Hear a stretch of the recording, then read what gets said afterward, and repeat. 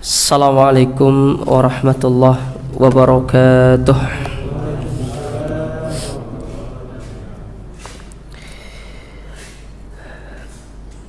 Alhamdulillahi rabbil alamin, wabihi nasta'inu ala umuri dunya waddin, wassalatu wassalamu ala rasulina al-amin, nabina Muhammadin wa ala alihi wa ashabihi wa man tabi'ahum bi ihsanin ila yaumiddin. Amma ba'du.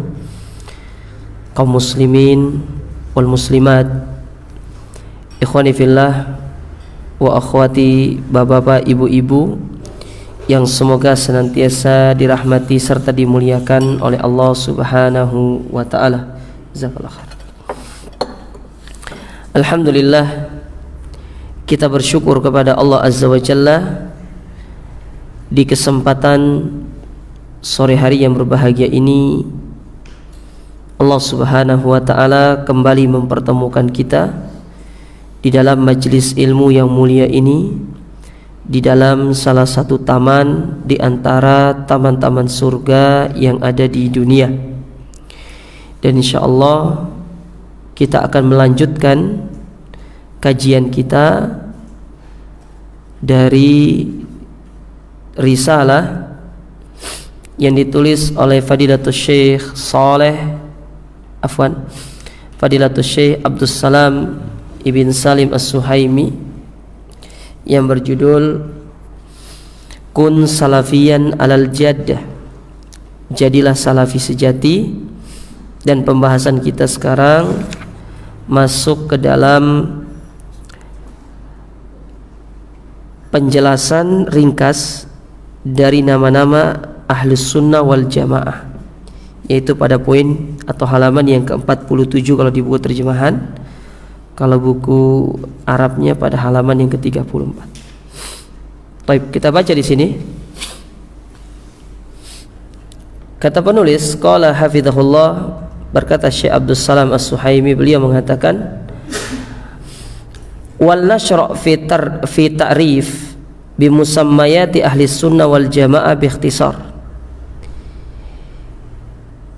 Kita akan menjelaskan secara ringkas terkait nama-nama dari ahlus sunnah wal jamaah. Bahwasanya ahlus sunnah itu memiliki nama yang lain, tidak hanya namanya ahlus sunnah wal jamaah, tapi ada nama-nama yang lain yang dinisbatkan kepada mereka. Awalan, yang pertama, Ahlus Sunnah wal Jamaah, yaitu nama Ahlus Sunnah wal Jamaah itu sendiri. Ini yang pertama. Apa maksudnya nama ini? Hadzal ismu minal asma'il masyhuratil lati urifa biha Ahlus Sunnah. Nama ini merupakan nama yang paling masyhur, nama yang paling terkenal dari nama-nama yang Ahlus Sunnah itu dikenal dengan nama-nama tersebut. Jadi yang paling dikenal itu ya Ahlus Sunnah wal Jamaah. Wa huwa yutlaqu makrunan bis sunnah, yang mana penyebutannya itu selalu dikaitkan dengan penyebutan sunnah. Jadi Ahlus Sunnah wal Jamaah. Kalau orang sudah berpegang teguh dengan sunnah, pasti dia itu akan bersama al-jamaah. Jamaah itu artinya bersatu di atas di atas landasan yang jelas, yaitu Al-Quran dan hadis Nabi sallallahu alaihi wasallam. Fayuqal, maka dikatakan Ahlus Sunnah wal Jamaah. Namanya kalau orang sudah berada di atas sunnah, pasti dia itu akan berjamaah. Waqad yaridu munfaridan, dan terkadang penyebutan Ahlus Sunnah ini disebutkan secara tersendiri. Jadi Ahlus Sunnah saja, tidak pakai wal jamaahnya, hanya Ahlus Sunnah saja. Wa yuqal, dan biasanya juga dikatakan Ahlul Jamaah. Ya, Ahlul Jamaah. Jadi tidak pakai sunnahnya, tapi Ahlul Jamaah. Kalau tadi tidak pakai jamaahnya, tapi Ahlus Sunnah saja. Wa huwa qalil, tetapi penggunaan nama Ahlul Jamaah ini adalah penggunaan yang jarang dipakai. Umumnya yang sering dipakai itu adalah ahlus sunnah wal jamaah. Jadi langsung dua-duanya digabungkan. Qala Ibnu Taimiyah, berkata Ibnu Taimiyah rahimahullah, beliau mengatakan fa inna sunnata makrunatun bil jamaah. Sesungguhnya sunnah itu selalu erat kaitannya dengan al-jamaah, yaitu dengan mereka orang-orang yang berada atau berkumpul bersama jamaah. Ingat, jamaah di sini jamaah kaum muslimin ya, bukan jamaah yang dibuat-buat oleh sebagian orang. Jadi kalau tidak ikut kelompok mereka, maka dikatakan kita keluar dari ya orang-orang itu. Kalau kita tidak baiat dengan mereka, maka kita termasuk orang-orang yang keluar dari kelompok mereka. Adapun ahlus sunnah wal jamaah, maka itu tidak ada istilah kita membaiat seperti itu. Ya, tidak ada. Jenengan pingin ikut kajiannya, monggo, karena itulah yang terbaik. Kalau tidak ikut kajiannya juga tidak apa-apa. Berarti kita tidak sedang ingin menjadi orang baik. Itu aja. Beda dengan sebagian kelompok di luar sana, yang mana kalau kalian tidak mau berbaiat dengan kami, berarti kalian itu termasuk orang jahiliyah. Wah, kan bahaya seperti itu. Nanti kalau meninggal dalam kondisi jahiliyah, bawakan hadis Nabi, ya, man mata falaisa baina unukihil jamaah, barang siapa yang meninggal dan dia tidak berbaiat dengan al jamaah, fahuwa maitatun mitatan jahiliyah, maka kalau dia meninggal dalam kondisi mati jahiliyah. Subhanallah. Ini salah satu contoh ya, mereka menggunakan dalil hadis Nabi SAW untuk melegalkan apa yang menjadi pemikiran mereka. Kan banyak tuh kelompok-kelompok seperti itu tuh. Kalau nggak berbaiat dengan mereka, kalau nggak ngikut dengan mereka, maka kita dikatakan ya seperti anak domba yang kehilangan arah, katanya. Kama annal bid'ata makrunatun bil furqah, sebagaimana bid'ah itu selalu penyebutannya bersamaan dengan furqah. Furqah itu perpecahan. Orang-orang yang bersatu di atas kebid'ahan itu tidak akan pernah langgeng persatuannya, pasti akan ada perpecahannya, pasti lama-kelamaan akan hancur. Dan itulah istilah yang didengungkan oleh mereka-mereka yang mereka mengambil dasar pemikiran dari Said Qutb, misalkan Hasan al-Banna.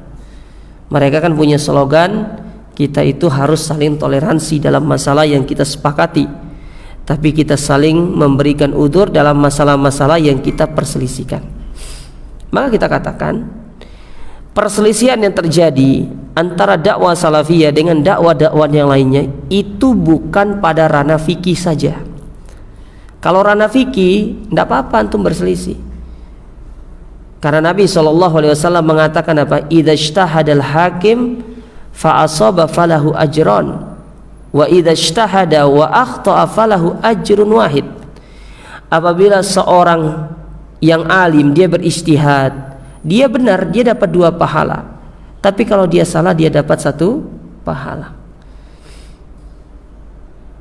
Kalau dalam ranah fikih itu permasalahan yang biasa terjadi, perselisihan biasa, khilaf di kalangan mereka biasa. Akan tetapi yang menjadi perbedaan antara dakwah salafiyah dengan dakwah-dakwah yang lainnya itu bukan pada ranah fikih, tetapi perbedaannya pada ranah akidah dan manhaj dalam beragama. Itu yang menjadi perbedaan. Bagaimana kita akan bersatu dengan orang-orang yang menyeru kepada sesembahan selain Allah, sementara kita itu hanya menyembah kepada Allah? Satu kelompok menyeru kepada kesyirikan, sementara kita sendiri dakwah salafiyah adalah dakwah yang menghalangi manusia dari perbuatan syirik. Gimana bisa bersatu? Kalaupun terjadi persatuan, maka itu persatuan yang semu, tidak akan pernah bertahan lama.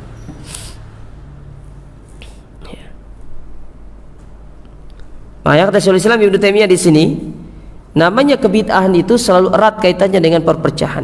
Fayuqal, maka dikatakan ahlus sunnati wal jamaati kama yuqalu ahlul bid'ati wal furqah. Kalau ada istilah ahlus sunnah wal jamaah, maka di sana ada istilah ahlul bid'ah wal furqah. Ahlus sunnah dan persatuannya, ahlul bid'ah dan perpecahannya. Bisa dipahami jamaah? Ya. Contoh saja, antum dapati acara Maulid Nabi di luar itu serempak nggak waktunya? Kadang ada yang tanggal 12, kadang ada yang tanggal 11, kadang ada yang tanggal seminggu kemudian, ya, memperingati Maulid Nabi, tapi tanggalnya beda-beda. Itu aja sudah berbeda mereka, ya. Itu aja sudah beda. Terus gimana? Masa mau bersatu? Itu saja sudah beda. Nah, ini yang perlu dipahami. Taib. Wa min asbabi tasmiyatihim bihadzal ism, dan di antara sebab-sebab mereka dinamai dengan nama ini, yaitu ahlus sunnah wal jamaah, annahum qad tamayyazu bimizataini azimataini, yang mana mereka itu, ya, kata penulis di sini, mereka itu memiliki beberapa keistimewaan. Di antaranya ada dua keistimewaan besar. Yang pertama, tamassukuhum bis sunnati Rasulillah sallallahu alaihi wasallam, yaitu mereka senantiasa berpegang teguh dengan sunnah Nabi, hatta soru ahlahu atau sata soru ahlaha, sampai mereka itu menjadi ahlinya, orang yang paling faham dengan sunnah tersebut, ya, sehingga mereka menjadi orang yang paling faham dengan sunnah tersebut. Bikhilafin sairul firaqi, berbeda dengan kebanyakan kelompok, fahiya tatamassaku bi ara'iha wa ahwa'iha, yang mana mereka itu membangun akidah mereka di atas akal-akal mereka dan di atas hawa nafsu mereka, wa aqwali qadatiha, dan di atas pendapat dari pemimpin-pemimpin mereka. Kita sudah sebutkan kan bahwasanya kelompok selain daripada ahlus sunnah, mereka dinisbatkan kepada pemimpin ataupun pemikiran mereka. Contoh, Mu'tazilah, pemimpinnya itu Wasil bin Atha, tapi kelompok ini dinisbatkan kepada pemikirannya, kepada akidahnya, karena akidah mereka itu disebut dengan akidah i'tizal.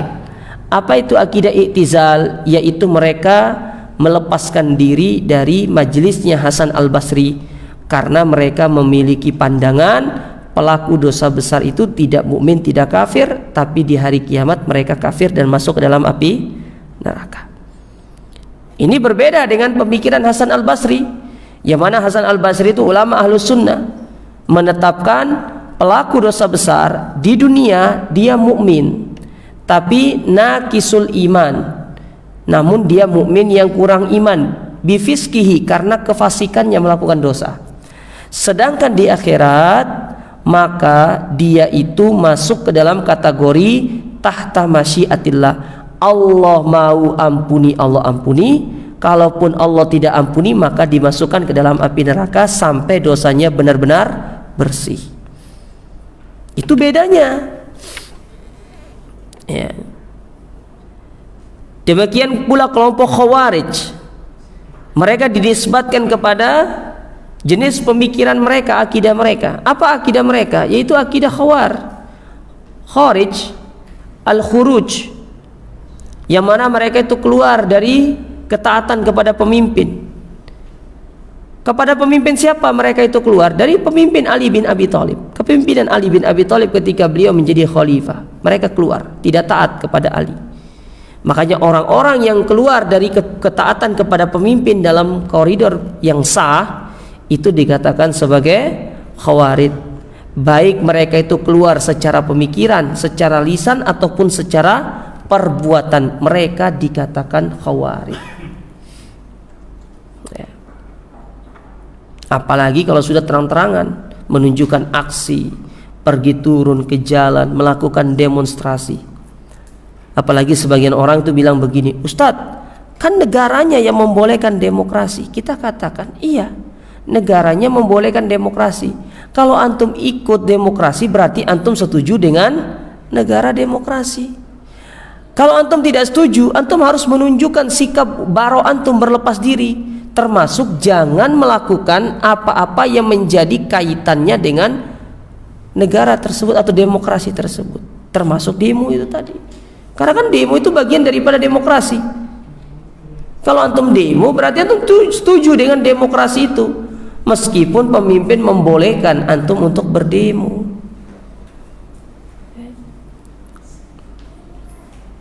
Kadang syubhatnya datang seperti itu, sehingga kalau antum tidak punya ilmu, kadang-kadang suka bilang, oh iya ya benar ya, kan pemimpinnya yang membolehkan demo, gitu kan ya. Syubhat yang kedua kadang-kadang datang begini, katanya ndak boleh kita itu ikut-ikut pemilu, toh juga nanti kalau menang katanya suruh taat. Kita katakan yang suruh kita taat itu Rasul, bukan kita yang taat. Rasul yang suruh kita taat itu. Dalil. Kok bisa? Lihat sabda Nabi SAW, wa in ta'ammara alaikum abdun habasyi, apabila engkau itu dipimpin oleh seorang budak. Andai kata budak jadi pemimpin, namanya budak itu tidak mungkin jadi pemimpin bagi orang merdeka, betul atau tidak? Tidak bisa. Misalkan nih budak itu berkumpul melakukan kudeta itu tidak boleh. Tapi ketika dia naik, dia menjadi pemimpin, maka kita sebagai rakyat harus taat kepada pemimpin tersebut dalam koridor yang sah. Nah itu kan sama saja. Antara kudeta dengan pemilu itu sama-sama kan tidak dalam syariat, sama-sama perkara yang tidak dibenarkan dalam syariat. Tapi kalau sudah naik, maka kewajiban kita taat, mendengar, karena itulah yang diperintahkan oleh syariat kepada kita. Jadi bukan kita melakukannya karena keinginan kita, bukan. Allah dan Rasulnya yang suruh kita ya, Allah dan Rasulnya yang suruh kita. Nah inilah yang disebut dengan pemikiran khawarij ya. Jadi mereka itu dinisbatkan kepada pemikirannya ataupun kepada pemimpin kelompoknya atau kepada salah satu jenis akidahnya. Adapun ahlus sunnah, maka ahlus sunnah wal jamaah mereka menisbatkan diri mereka kepada sunnah Nabi SAW. Fahiya la tunsabu ila sunnah, yang mana mereka itu tidak dinisbatkan kepada sunnah. Wa innama tunsabu ila bid'iha atau bid'aiha, yang mana mereka dinisbatkan kepada kebid'ahan-kebid'ahan mereka. Au ila a'immatihim au ila af'alihim kama taqaddam, atau dinisbatkan kepada pemimpin-pemimpin mereka sebagaimana yang sudah kita jelaskan kata beliau. Jadi ini yang pertama keistimewaannya. Kita disebut ahlus sunnah karena kita berpegang teguh dengan sunnah Nabi. Adapun mereka yang tidak berpegang teguh dengan sunnah Nabi, maka pada hakikatnya sebenarnya tidak boleh menamakan diri mereka sebagai ahlus sunnah karena jauh daripada tuntunan Nabi SAW. Adapun keistimewaan yang kedua, annahum ahlul jamaah, mereka itu adalah ahlul jamaah.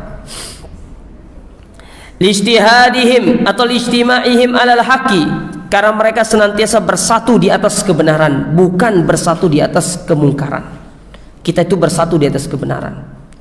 Makanya standarisasi kebenaran itu bukan perasaan antum, tapi dalil. Lihat bagaimana Ali bin Abi Thalib mengajarkan kepada kita cara untuk kita mengambil barometer kebenaran. Kata beliau, "Lau kanad dinu birra'yi lakana asfalul hufain aula bil massi min a'la." Kalau sekiranya agama itu dengan akal, maka niscaya bagian bawah sepatu itu lebih utama untuk dibasuh daripada bagian atasnya.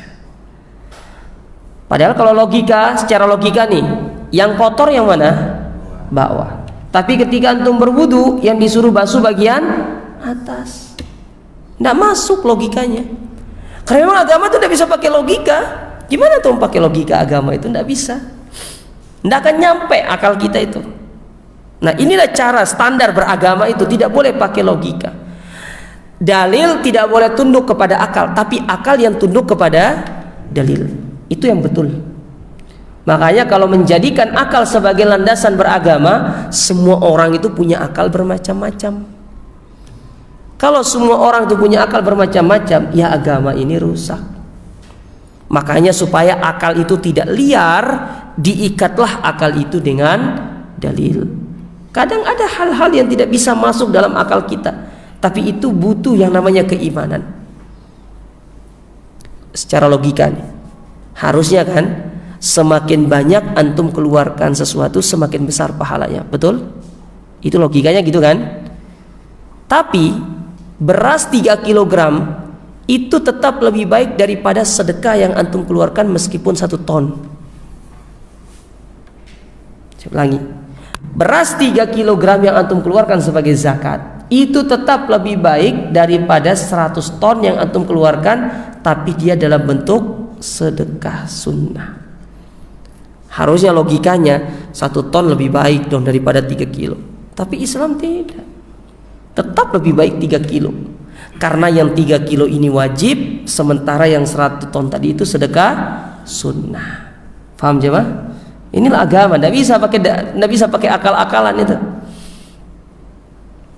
Contoh dalam tayamum. Dalam tayamum harusnya orang bertayamum itu seperti orang berwudu. Orang berwudu kan, cuci tangan, kumur-kumur, masukin air ke hidung, basuh muka, tangan, kepala, kaki. Tapi tayamum, gimana orang tayamum? Sudah selesai. Tidak seperti orang berwudu. Harusnya karena tayamum ini menggantikan posisi wudu ketika tidak ada air, otomatis kita harus melakukan seperti yang dilakukan pada wudu. Tapi nyatanya enggak.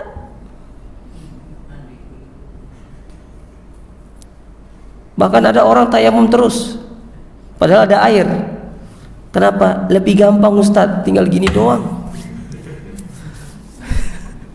Loh iya kan? Tayamum lebih gampang daripada antum berwudu. Ya. Antum nggak usah takut mubadir kalau tayamum itu. Gimana antum mau mubadir juga?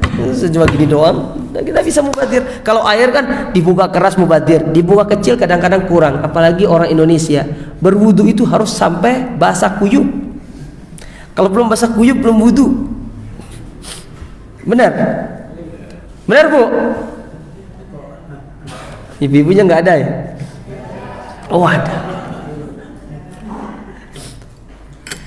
Sama kayak mandi junub. Nabi itu mandi junub berapa ukurannya? Hah? Berapa ukuran Nabi mandi junub? Berapa mut? Berapa mut Nabi mandi junub? Sedikit Nabi itu mandi junub. Kalau kita orang Indonesia 1 ember itu tidak cukup jemaah. Kenapa? Kenapa tidak cukup? Gosok-gosoknya panjang. Ini dakinya semua keluar. Nabi tidak. Nabi bisa berwudu dengan air sebesar ini, tapi kalau kita kan tidak bisa. Oh sekarang sudah bisa Ustadz, sudah belajar. Baru pertama kali itu tuang langsung sisa segini. Nah coba lihat, anu perhatikan tuh, agama itu tidak bisa dengan akal. Kok bisa tayamum itu menggantikan posisi wudhu gitu loh? Padahal tayamum itu kan rukunnya cuma niat sama membasuh wajah dan tangan gitu doang, sudah sempurna. Gampang. Karena agama nggak bisa pakai ini. Agama itu harus pakai dalil, pakai iman. Makanya ketika sudah dalil berbicara, logika, akal itu stop. tidak bisa untuk diajak memahami apa yang disampaikan karena nggak masuk akal. Ya. Tidak masuk dengan akal.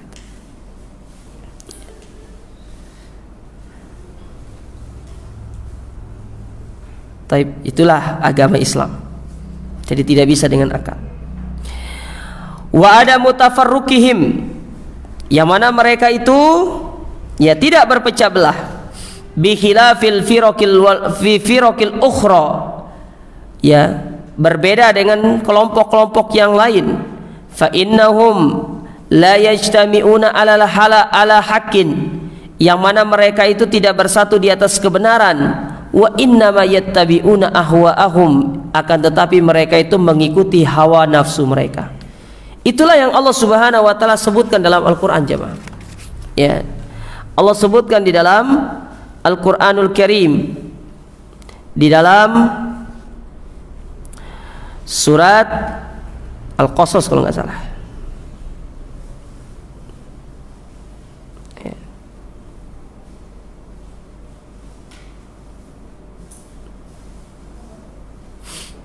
Surat Al-Qasas pada ayat yang ke-50. Apa kata Allah? Fa illam yastajibu lak, kalau mereka itu tidak mau mengikutimu padahal sudah engkau sampaikan hujjah kepada mereka, sudah engkau sampaikan dalil kepada mereka, engkau sampaikan kebenaran kepada mereka, tapi mereka tidak mau mengikuti, maka coba lihat apa kata Allah di sini. Fa'lam, maka ketahuilah, annama yattabi'una ahwa'ahum, maka mereka itu mengikuti hawa nafsu mereka. Ini Allah loh yang ngomong, Allah sendiri yang berbicara. Mereka itu mengikuti hawa nafsu.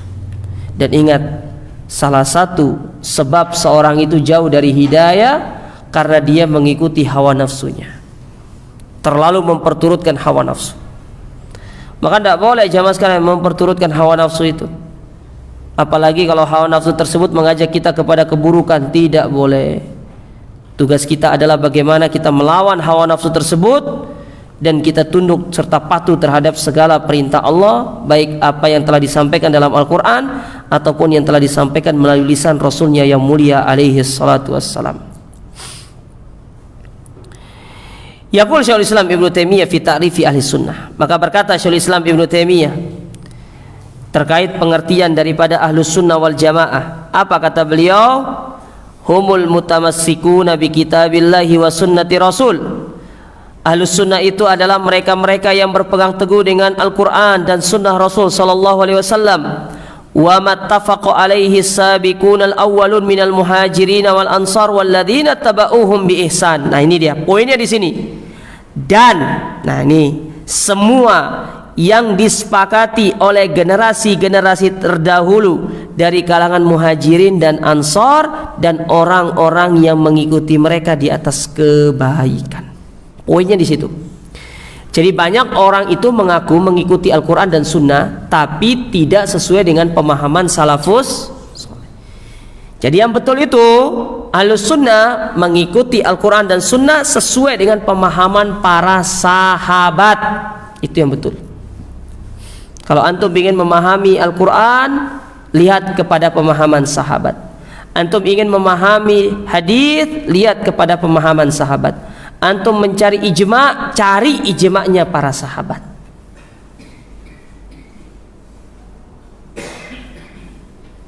Cari ijma'nya para sahabat.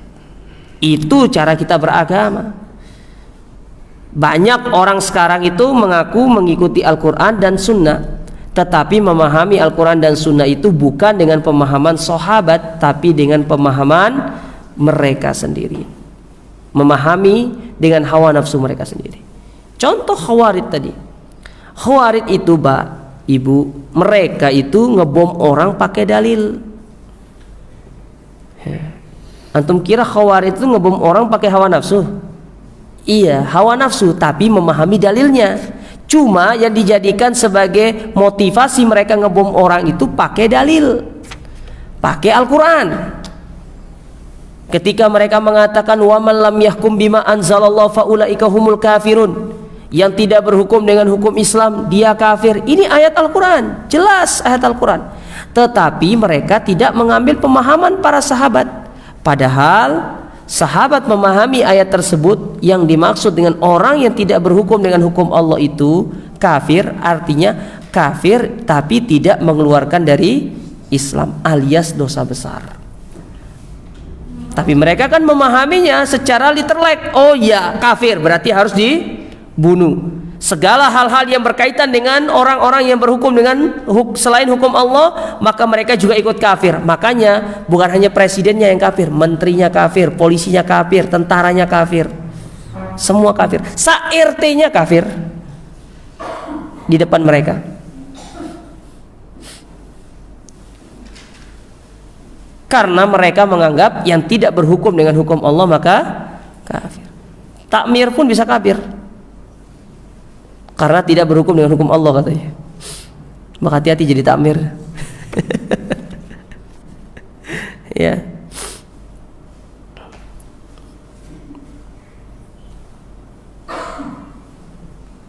Taib.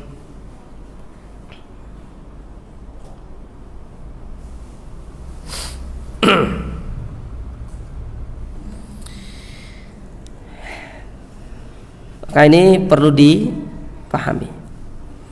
Ya, jadi mengambil Al-Quran itu dan hadis itu sesuai dengan pemahaman salafus saleh.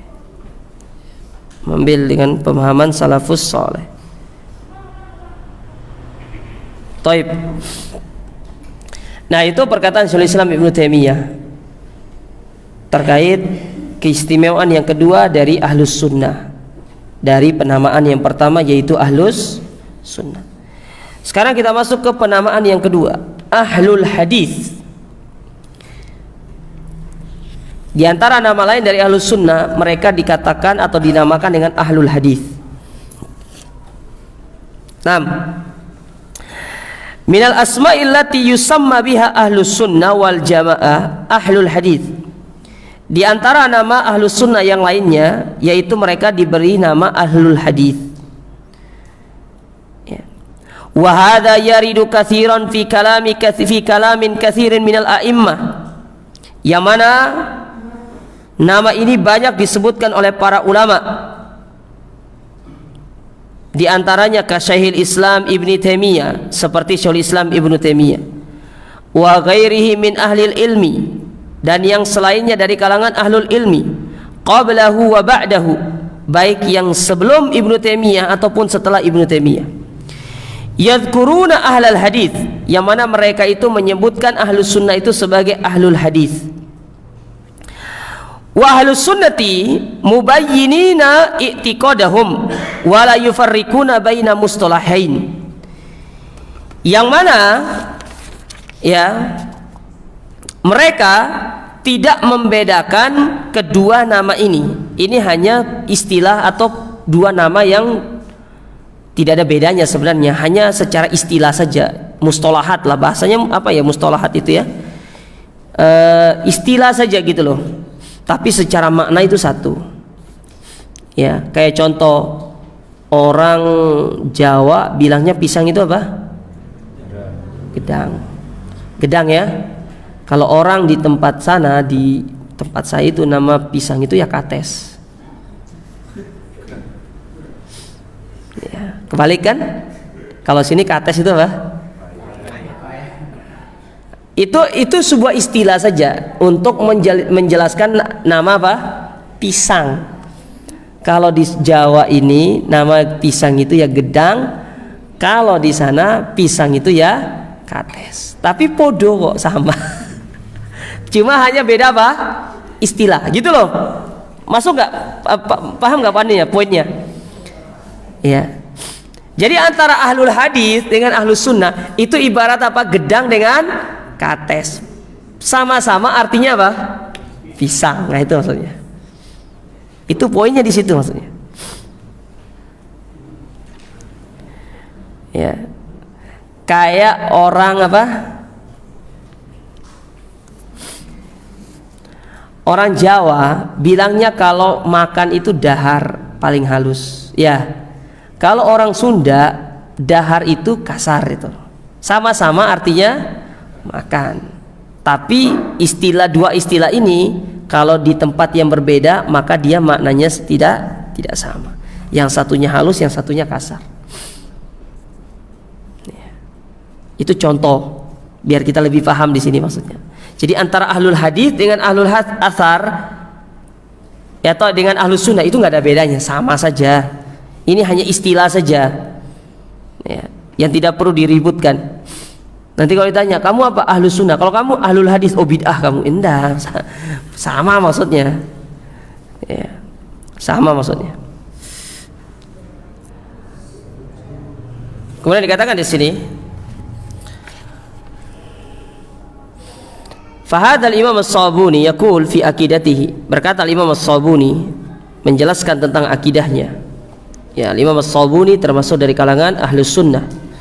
Beliau itu punya kitab, ya, kalau tidak salah nama kitabnya itu Aqidatus Salaf Ashabul Hadis. Itu nama kitabnya. Ya, Al-Imam As-Sabuni. Apa kata beliau? Inna ashabal hadithi al-mutamassikina bil kitabi was sunnah hafidhallahu ahya'ahum wa rahima amwatahum yashhaduna lillahi ta'ala bil wahdaniyati walir rasuli wa bir risalati an wan nubuwah. Beliau mengatakan, sesungguhnya ashabul hadis, yaitu mereka-mereka yang berpegang teguh dengan hadis, yang komitmen terhadap Al-Quran dan sunnah Nabi SAW, semoga Allah menjaga mereka yang masih hidup dan merahmati mereka yang sudah meninggal. Mereka itu bersaksi bahwa ya keesaan itu hanya bagi Allah Subhanahu wa ta'ala. Artinya hanya Allah yang berhak untuk disembah, tidak ada zat yang berhak disembah melainkan Allah.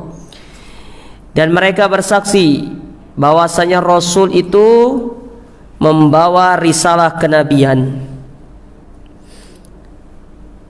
Nah, lihat di situ. Al-Imam Sabuni mengatakan apa? Di antara akidah ahlul hadis, mereka itu berpegang teguh dengan Al-Quran dan Sunnah. Itu ahlul hadis itu.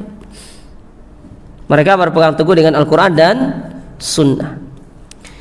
Ila an yakul, ya, sampai pada ucapan beliau, waqad a'adallahu ahlas sunnati minat tahrifi wat takyifi wat tashbih wa manna alaihim bit ta'rifi wat tafhim. Di mana sungguh Allah telah menjaga ahlus sunnah minat tahrif. Tahrif itu dari memalingkan makna. Jadi biasanya dalam makna asma wa sifat, tangan itu tidak ditetapkan tangan, tapi dikatakan kekuasaan. Jadi Allah itu tidak boleh dikatakan punya tangan, tapi harus dikatakan Allah itu, tangan itu ditakwil, yaitu kekuasaan, memalingkan makna, tidak menetapkan apa adanya. Berbeda dengan Ahlus Sunnah. Ahlus Sunnah menetapkan Allah punya tangan, tapi tangan Allah itu tidak sama dengan tangan makhluk. Kayak kaki itu, jamaah, Allah itu punya kaki, tapi kaki Allah tidak sama dengan makhluk. Jangankan dengan antara makhluk dengan Allah, sesama makhluk saja zat itu berbeda meskipun secara nama itu sama. Manusia punya kaki, ayam punya kaki. Kaki antum sama nggak dengan kaki ayam? Masa bedanya itu kaki antum tidak bisa dimakan, kaki ayam itu kalau dipotong jadi ceker. Padahal kalau pas masih hidup tuh namanya kaki ayam, kalau sudah mati namanya ceker. Ya, tidak sama. Meja punya kaki, kambing punya kaki, kakinya meja dan kaki kambing nggak sama. Kalau sesama makhluk saja terjadi perbedaan dalam masalah zat, padahal namanya sama, apalagi itu dengan Allah, tentu jauh perumpamaannya. Maka tidak bisa, jamaah sekalian. Maka tidak bisa tahrif, tidak boleh dipalingkan makna itu. Kita tetapkan apa adanya. Wat takyif, membagaimanakan. Seperti pertanyaan yang dilontarkan kepada Imam Malik. Ketika Imam Malik ditanya, ya Imam Malik, bagaimana sih yang namanya istiwa itu, bersemayam itu? Jadi mempertanyakan tentang bagaimananya, caranya seperti apa. Maka Imam Malik pun diam dulu sejenak, kemudian mengangkat suara beliau dengan mengatakan al-istiwa maklum, namanya bersemayam itu jelas. Kata-kata bersemayam itu semua orang ngerti. Wal kaifiyatu majhul, tapi yang tidak difahami itu cara beristiwa, cara bersemayamnya itu tidak ada yang tahu. Karena Allah tidak pernah mengatakan bagaimana cara beristiwanya Allah Ta'ala di atas arsy. Yang Allah katakan hanya Allah itu bersemayam di atas arsy, itu toh. Tapi bagaimana caranya bersemayam di atas arsy, Allah tidak pernah sebutkan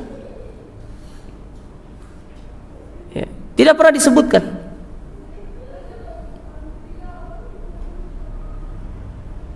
Lalu apa kata Imam Malik? Was-su'alu anhu bid'ah, dan bertanya tentang bagaimana cara bersemayamnya Allah itu pertanyaan baru yang muncul karena para sahabat ketika dikatakan kepada mereka Ar-Rahmanu 'alal arsy istawa, mereka itu diam dan faham maknanya. Oh, namanya istiwa itu faham, tapi cara istiwanya itu yang tidak diketahui ya, jadi tidak perlu nanti harus begini.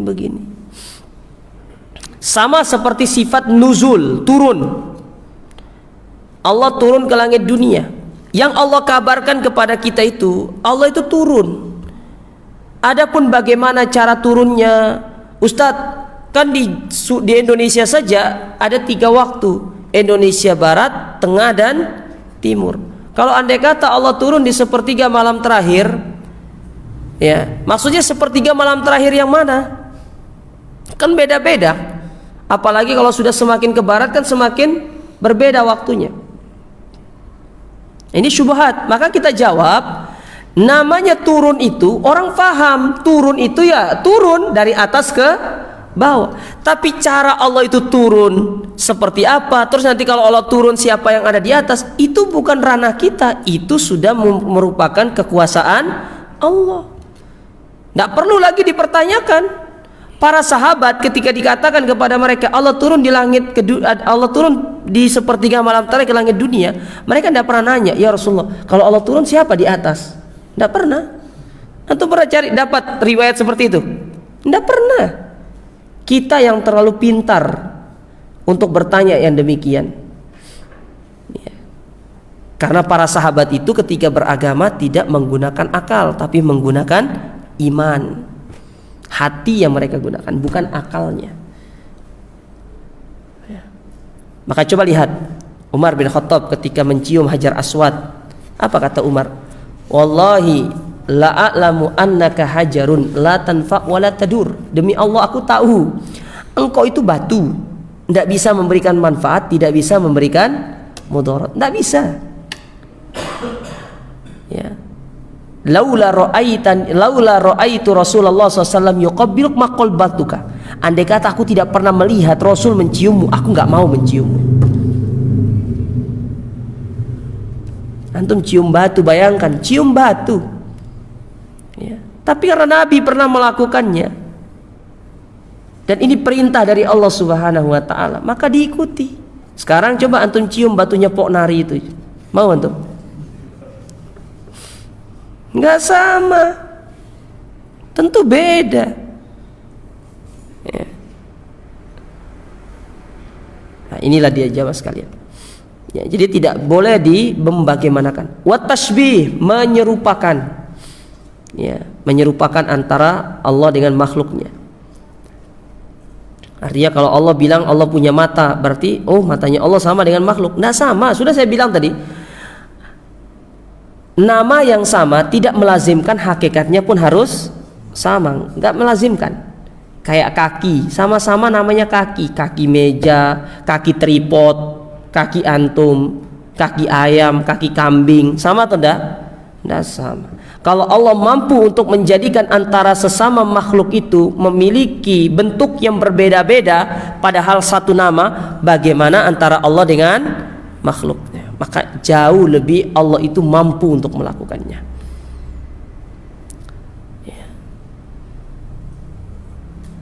Maka apa kata Al-Imam As-Sabuni di akhir dari ucapan beliau ini, wa manna alaihim bita'rifi wat tafhim, maka sungguh nikmat itu ketika Allah memberikan kepada kita pemahaman dan bagaimana kita bisa memahami agama ini. Itu dia nikmat. kita bisa faham, mengamalkan agama ini. Tidak perlu kita mentakif, tidak perlu kita mentasbih, tidak perlu kita mentahrif, apalagi mentakwil. Mentakwil itu menyelewengkan maknanya. Seperti tidak boleh kita mengatakan al-istiwa itu bersemayam, tapi istiwa itu artinya istaula, menguasai. Itu namanya memalingkan makna. Nah, jadi akidah ahlus sunnah, ya, akidah ahlul hadis itu sama dengan ahlus sunnah wal jamaah. Jadi ini dua istilah yang hakikatnya sama, cuma namanya aja yang berbeda. Kayak tadi saya bilang itu antara gedang dengan kates. Gedang ya pisang, kates ya pisang, ya sama-sama. Sama-sama. Namanya istilahnya aja yang beda, tapi secara hakikat mereka menuju kepada hakikat yang satu. Sama-sama maksudnya adalah pisang. Nah, sama tadi. Mau ahlus sunnah, mau ahlul hadis itu sama saja. Karena sunnah itu sendiri sinonim dari kata hadis. Antum mau bilang diri antum ahlul hadis wal jamaah boleh. Antum mau bilang nama antum ahlus sunnah wal jamaah boleh. Tapi umumnya yang sering dipakai istilah itu ahlus sunnah wal jamaah. Sunnah itu selalu kaitannya dengan jamaah. Ahlul hadis biasanya penyebutannya sendiri. Bisa dipahami jamaah sekalian? Baik, insyaallah kita lanjutkan pada pertemuan berikutnya terkait nama-nama yang disebutkan oleh penulis di dalam kitab ini. Wallahu taala alam.